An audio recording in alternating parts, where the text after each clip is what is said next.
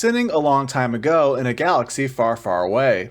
That's worth a few extra. Third film of the franchise decides, you like the Death Star? We'll give you the motherfucking Death Star. Again. It's just like Jason Voorhees, that Death Star. I mean, I know the whole build a planet killer plot got old by the time the sequel trilogy came around, but I don't mind the second Death Star. They had one before, and it successfully blew up Alderaan, so why not build another one? What are the odds that the rebellion would blow it up too? Heck, Palpatine's trap would have worked if it wasn't for the Ewoks. Hey, the Death Star was a horrible failure. Let's build another one. Double dipping. Now, I love Jim Henson as much as the next person, but this is where the Star Wars creatures started to get that more lovable fake plastic chic look. You know, for kids. Sinning the Gamorrean guards. Dude, these designs still look incredible all these years later. They wanna wonga. Spiral Wrap Penis Head has a point. Jeremy says boner. Jabba's looking way chunkier and realer in 1983 than the last time we saw him, which was in 1997. Shouldn't that be a sin for A New Hope? R2, look! Captain Solo. And he's still frozen in carbonite. Thanks, 3PO. Interesting. Jeremy doesn't like it when characters in movies point things out on the screen, and since my videos are using CinemaSins' style against them, that justifies me sinning Jeremy for doing that. But seriously, sin for hypocrisy. What could possibly have come over Master Luke?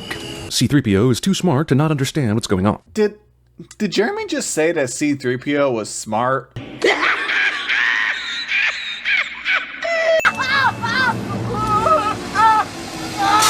This scene suggests that the robots somehow behave differently when put upside down, and that they have feeling in their feet. Yes, that's how droids work in Star Wars. It's a fictional world that has its own rules. Why are you questioning this as if it was supposed to be realistic? It was never meant to be. Look, I like this movie, a lot more than most, but the plan here was to send 3 waves of troops. Droids, then Leia, Chewie, then Luke. When Luke is Jedi enough to not really need the help of any of the others? Makes for good cinema, sure, but as a military strategy, it's kind of stupid, considering every single person Luke sends ahead of him gets captured. I think it's meant to show how powerful Luke has become at this point to put together this elaborate plan where each character is placed in a certain spot to free Han and kill Jabba. R2's ready to give him his lightsaber, Leia can choke Jabba to death, and Chewie can be there to help Han when he's out of the carbonite. Remember, Jedi have the power to see the future. I mean, Luke literally did that in the last movie, so they most likely knew all of this was going to play out. Everyone else had to lie their way in here, but somehow Lando is just f***ing here already, man. Deal with it. It's possible Lando gained Jabba's trust as a guard before this plan was put into motion. They've had about a year to come up with it. Futuristic melting looks oddly like how melting might look on an Atari 2600. Sinning an 80s movie for weird special effects? Okay. Not only did Jabba catch Leia rescuing Han, he was hiding behind a curtain like he was expecting this. Yeah, and? Doesn't that show how smart he is? I even remember you saying that Jabba was smart when you sent a Clone Wars movie. They only promised to rescue your son to win your trust. Jabba, despite being a disgusting larva troll, is smarter than this, right? Jedi are many things, but resorting to kidnapping? Their reputation is way more solid than that, right? I agree that Leia's pretty hot, but how does Jabba, a giant snail/excrement pile, get turned on by human women? That's racist. Crime boss that has been chasing Han for years immediately puts him in a cell with his right-hand man Chewie. Okay. And it's not like they even do anything anyway, so what's the sin?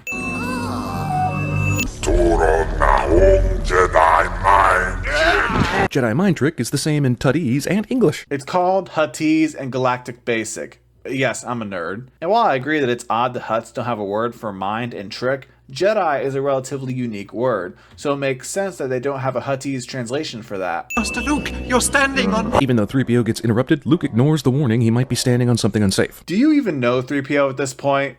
He's not always accurate, and I'm sure Luke knows this. Luke tries to force pull himself a blaster, and Jabba somehow beats him to the punch. But more importantly, why did Luke try to force pull a damn blaster? Does he not have a lightsaber? Jesus, this is the worst rescue plan ever. Dude, come on. You've seen this movie already. You know the R2 is Luke's lightsaber inside of him. Stop pretending you don't know information you definitely know. I mean, can you imagine how short this fight would be if Luke had his lightsaber with him? Double dipping. Luke sticks the bone in horizontally, but it's a perfect vertical jaw prop in the next shot. Pretty sure that's because Luke angled the bone in the right spot so it could stand like this. You literally cut out that part of the scene. Why is there any kind of electronic door down in this dungeon? Just to f with people who think they found a way to escape? It's for the Rancor keeper to come in. Considering he was upset when Luke killed it, I think he treats it like a pet. Magic Gate appears out of nowhere in this sequence, giving Luke the proper Gate Ex Machina he needs. Not only is Jeremy misusing Deus Ex Machina again, he also claims that this gate appears out of nowhere. No, it didn't. It was there at the beginning of the sequence, then Luke ran under it when he tried to get through that door that Jeremy pointed out in the last sin. Luke throws the skull instead of just using the Force to sling it. What's the problem? It worked, didn't it? In his belly, you will find a new definition of pain and suffering as you are slowly digested over 1,000 years. Luckily, I'll die of hunger, thirst, any number of things in just a few days, so the 1,000 years thing is overkill, unless I'm being fed and watered while I'm down there. I mean, doesn't that still sound like something you'd want to avoid? Thank God for the special editions, so I can have this shot of the herd of f***erams to help set the emotional stage for the Sarlacc scene. It's called an establishing shot, Jer. Besides, it's not like we're meant to be entirely afraid for their safety, since Luke seems pretty confident that they'll make it out alive. R2-D2. These puns aren't funny, dude. Just stick close to Chewie and Lando. Han should be freaking out at the mere mention of Lando, the dude that sold him out in the last movie, because he got sold out and then went to sleep and literally just got up a few minutes ago and should still fucking hate Lando. Yeah, but they're going to a Sarlacc pit where they'll be digested for 1,000 years. I feel like Lando is the least of his problems. I've taken care of everything. Oh, great. Han acts like Luke isn't the guy who murdered the fucking Death Star. I'm pretty sure Han helped Luke murder the Death Star. What other impressive thing has Luke done? And no, I'm not counting him refusing to join his father, because Han was frozen by then, so he wouldn't know about that. In order to fall into the pit of the Sarlacc, you must walk a plank first. As we soon see, the plank becomes a perfect way to ex machina this real quick. Your misusing of that term is really getting on my nerves. Makes me regret doing Finding Dory right before this. This takes forever, and none of the bad guys kill Luke while he's flipping around or waiting for his lightsaber to fall in his hands. On the other end of this, why didn't Luke command that thing to come to him faster? I'm pretty sure he did, though. Also, I see, the lightsaber was hidden inside R2-D2, because you assumed it'd be better to have it now than back in Jabba's lair where you could have smoked all the fools in seconds. Gotcha. And shouldn't that have made you remove those previous sins? I mean, I'm not necessarily disagreeing with you here, but I'm sinning you for not revising a script so new information comes around. Which technically isn't new since you've seen this movie already. Even the Tatooine Wilhelms suffered tragedy. Sinning the Wilhelm scream. Boba Fett, badass bounty hunter, goes out like a bitch. Am I sinning Jeremy for saying this even though he made this video in 2015, therefore he couldn't have known that Boba Fett would escape this Sarlacc and spin off into his own series? Yes. Yes, I am. And while that might not seem fair, it actually is, since Jeremy later brings up the prequels while sinning this movie, even though the filmmakers obviously didn't have those movies in mind back in the 80s. I'm surprised that Sarlacc tentacle didn't shoot Han first. Thanks for coming after me. Now I owe you one. In The Empire Strikes Back, Han tells Luke, That's two you owe me, Junior. but this is the first time Luke has done anything to return the favor, and suddenly Han has flipped the math where he owes Luke one? Yes. What is there to not understand? When you're a regular-ass stormtrooper and you hear this laugh, don't you have second thoughts? Aren't they literally inside a space station that has a super laser strong enough to blow up planets? I would assume I'd have second thoughts when they announced they were building this thing. Then I am a Jedi.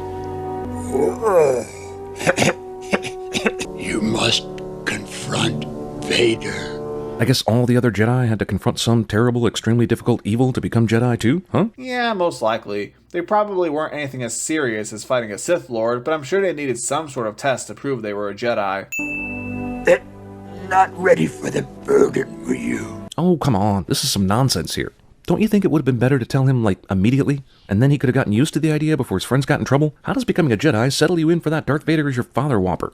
Arguably, the training would have been a lot smoother, and you could have prevented him from going so soon. Now, to make myself clear, I'm not saying that Yoda and Obi-Wan were right to think this way, but they thought Anakin Skywalker was gone for good, and that the only thing in that metal suit of armor is Darth Vader. If Luke did find out, not only would it be too overwhelming and a huge burden, but he'd also want to beg Anakin to come back. They didn't think he would, though, so it was better to tell him after he's learned to collect his feelings and calm his emotions, so he can then kill Vader without trying to turn him to the good side. Heck, Anakin didn't have full control of his emotions when he had visions that Padme might die, so Yoda and Ben didn't want that kind of attachment to happen again. When gone am I, the last of the Jedi will you be? Another Yoda lie. Well, he is. And before we bring up Ahsoka or Ezra Bridger, Ahsoka left the Order and refuses to identify herself as a Jedi, while Ezra is out in another galaxy with no easy way back. Luke really is the last Jedi as far as we know. At least until his nephew and Palpatine's granddaughter. He ceased to be Anakin Skywalker and became Darth Vader. So, you know, symbolic technicalities prevented me from telling you the real truth. You can see how my hands were tied. Again, Obi-Wan didn't want to give Luke this heavy burden or to go off and try and redeem Vader, only for him to most likely fail. Besides, it's not like he was lying. but I was amazed how strongly the Force was with him. I took it upon myself to train him as a Jedi. It was actually Qui-Gon who noticed Anakin's specialness and took it upon himself to train Anakin as a Jedi. I only took over that after Qui-Gon died, but you don't need to know all that right now. You're on a need-to-know basis. See? I told you he was in this movie because of knowledge from the prequels. But anyway, didn't you see The Phantom Menace? Obi-Wan was amazed by Anakin's strong force potential when he saw that he had over 20,000 midichlorians. And yes, he did technically take it upon himself to train Anakin after Qui-Gon made him swear it. What he's saying is true, even though there are some details missing. You must face Darth Vader again. When he left, he hadn't completed the training yet, and they told him not to face Vader. Now he's back, no more training than before, and now he has to face him. But honestly, what else did they even need to teach him? They've said don't give in to your anger, in its many forms, at least 100 times in the last 2 movies. Was there an anger course coming? Was Yoda going to give him special instructor Bruce Banner to help with all that? Yeah, I would assume those other lessons were how to contain his emotions and remain vigilant, which he didn't know when he left to go save Han and Leia in the last movie. Besides, the movie very much implies that Luke got some training done on his own in between films, and he has to face Vader because there's no more Jedi that can do that. Leia's my sister. 1983 audiences then went, oh my god, what an amazing surprise. This series just keeps... Oh my god, they kissed each other several times in this series, didn't they? Several means more than 2, and they only kissed 2 times. We have stolen a small Imperial shuttle. Stealing. Desperate times call for desperate measures. That's 1. General, count me in. I'm with you too. Where did this asshole come from, and how did he hear that? Does he even know what he signed up for? It could be a gangbang for all he knows. He wasn't even that far away, so of course he'd hear that. Also, did Jeremy seriously reference a gangbang in relation to literal twins? Ew. Yes, my master. The Emperor gives Vader orders and then immediately consults with 2 purple dudes we've never seen before and never see again, making me wonder... Oh my god, who the hell cares? I'm endangering the mission. I shouldn't have come. That's correct. Jeremy sends something he agrees with cliché. Why do stormtroopers have different armor everywhere they go? It couldn't be anything to do with toys, could it? Probably, but it's also because they're in different environments with different jobs. Militaries have different clothing for all sorts of jobs in real life. Instead of just lightsabering this dickhead, Luke jumps over the dickhead's speeder bike to take him out manually, and much more slowly than necessary. What's the problem? It worked, didn't it? My son is with them. Are you sure? Aren't you the Emperor? Wouldn't you know? He will come to me. I have foreseen it. Even though I did not foresee that he was on the moon right now, but whatever. I'm fairly certain that Palpatine was just lying there and testing Vader to see if his feelings were clear. Literal Deus Ex Machina. Close, but still not correct, since 3PO isn't a literal god. It's against my programming to impersonate a deity. What, because it's lying? You've lied plenty of times in this series, so if it's specifically impersonating a deity, that is some very specific programming. And? The Ewoks are basically furry Lost Boys, only with fewer assholes among them. Arbitrary movie reference. If Luke can do this, why can't he untie the ropes? He doesn't want to provoke the Ewoks, though. The point of making 3PO float is to gain their trust. They've got bigger fish to fry. Princess Leia, wase watma atu. C-3PO's story of Star Wars highlights how very little there is to Return of the Jedi. Mainly because there's time for this. All that stuff that happens in Jedi could have been settled in an hour, but Jabba the Hutt lasts nearly 40 minutes, and then they sandwich the Ewoks into this thing for even more exciting waiting around. Pretty sure all that stuff is actually what makes this movie Return of the Jedi. Also seeing this cute scene. She died when I was very young. Leia has memories of Natalie Portman. Okay, so what do I think of this plot hole? Well, Leia does specifically say she only really remembers images of Padme, so it's not like she remembers what she looks like. I also think it's possible that the Force helped her, or that her adoptive parents could have told her all about her. Heck, why not pictures? Honestly, it's not that big of a deal for me. And I guess if you want to count the Kenobi show as canon, Obi-Wan did tell her about her. The Force is strong in my family. My father has it. I have it. My sister has it. Damn, that took 2 minutes to get around to the crux of this story, and he still doesn't even come out and say it. It's you, Leia. I know. Somehow, I've always known. Even during this scene? Yeah, that's a funny joke. But Jeremy said in the first sin that Luke doesn't come out and say it, and then plays him coming out to say it.